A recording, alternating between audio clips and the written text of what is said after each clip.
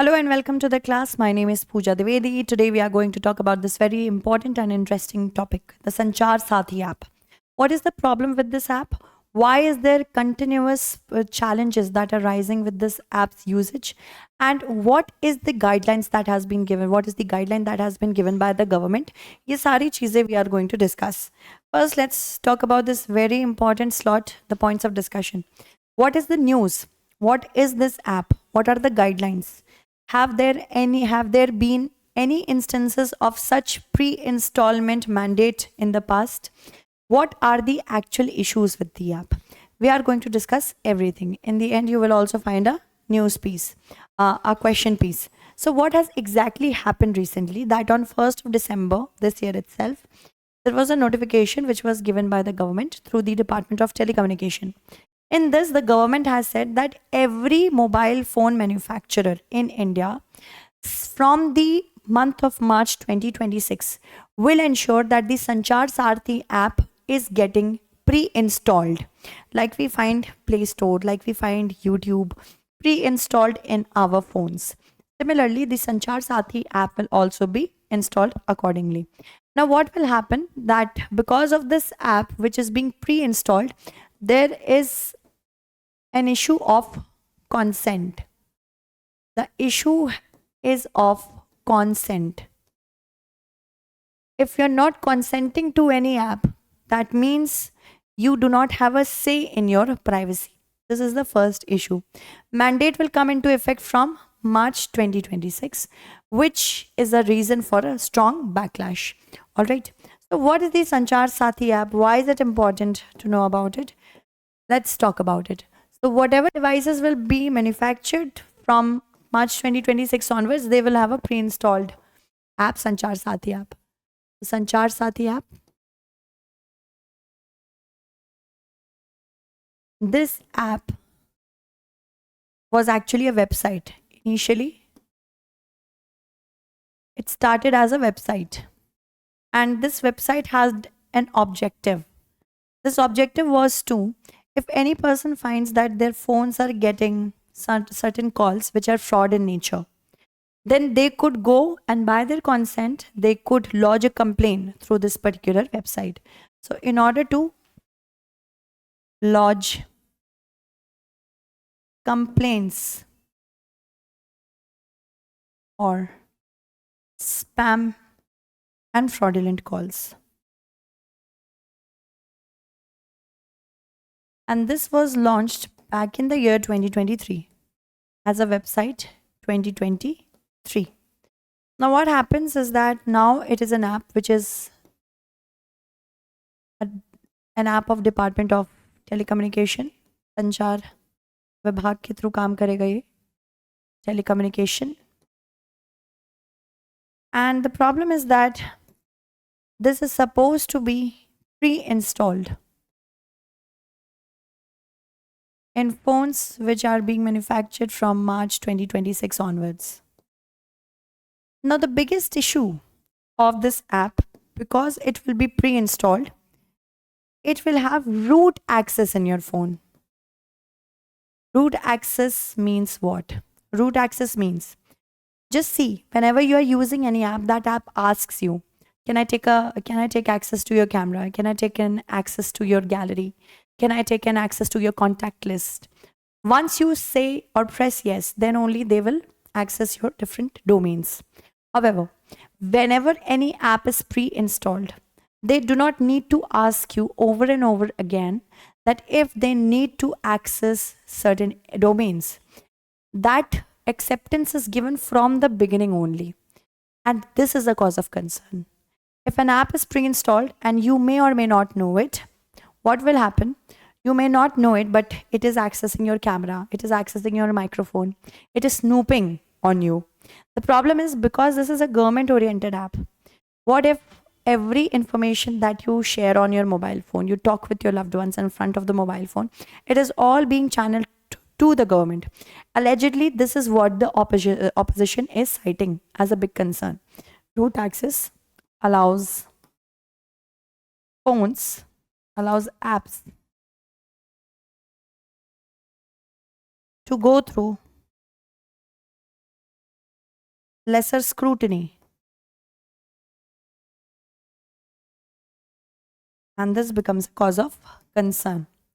Apart from that, the problem is that it can give rise to a surveillance state or a police state where the government is tracking all your moves. Can this app be deleted? The answer is yes. It can be deleted. However, there is a problem with this as well. We will see what is the problem. All right. Moving ahead, the objectives of this app was actually to report suspicious phone calls, to view all mobile numbers which is linked to one's identity, blocking stolen phones. If you want to block your stolen phone through IMEI, which is unique to every phone, you can do that as well. Government also claims that this app will help to help curb duplicate or spoofed IMEI phones, which is considered a telecom cybersecurity threat. Apart from that, is there any precedent, or is in the past, do we have any sort of such instances where the government says that yes, installing this app is a mandate? We do have, but very little. For example, the emergency contact numbers during COVID-19, in limited cases, it was a mandate. Then Arogya Setu was considered to be mandated as pre-installed and to be used by all, but this was not gone forward with. Apart from that, TRI's 2018 DND spam reporting initiative did not mandate any sort of pre-installation. So we do not have anything of as such of pre-installment. However, how is the mandate legal? We have to understand, are there any legalities, any backing for this app? Yes, we do. Through the Telecommunications Act of 2023, which defines telecommunications more broadly. Earlier, the definition was very restricted, but now it also consists of phone and apps, which are beyond telecom operators. Again, in November 2025, DOT amended the Telecom Cybersecurity Rules of 2024, in which it suggested that telecommunication identifier user identity should be there, which covers service using phone numbers. That means if my phone has a particular SIM, the number of that SIM should be bound to the WhatsApp.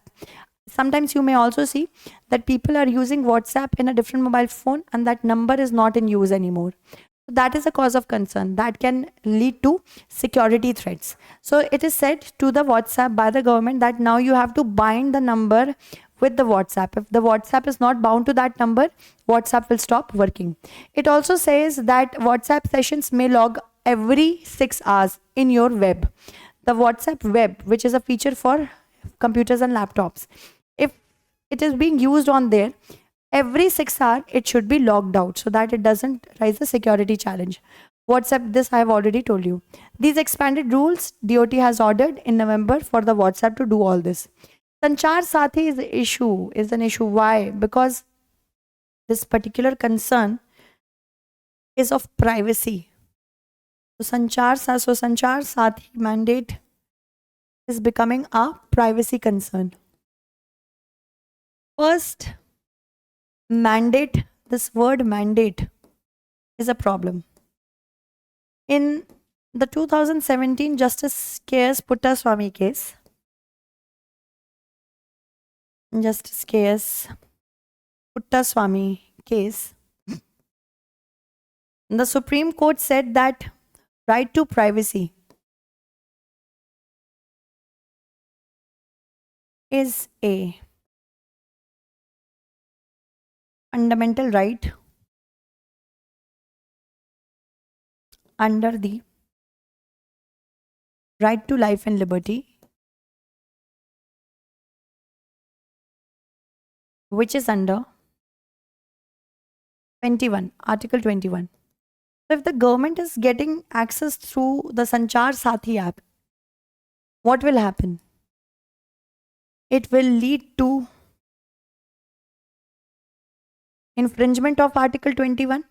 Now under this, with the help of Article 32 and 226, which is actually writ Article 32 and Article 226, one can move to the Supreme Court under Article 32 and under Article 226, the High Court.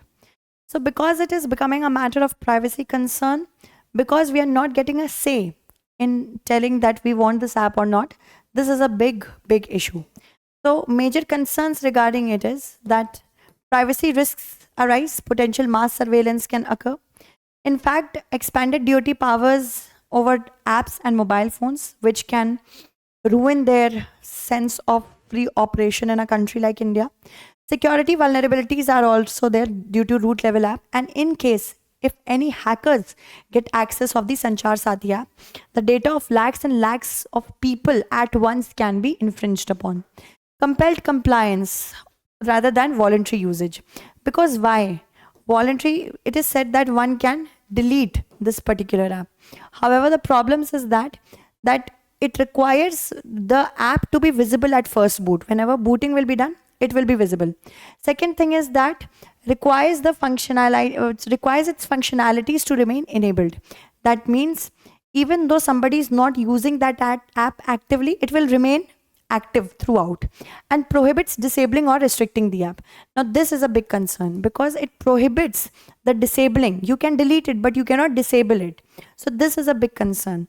So what will happen in the long run? That India could become a surveillance state because government is accessing everything.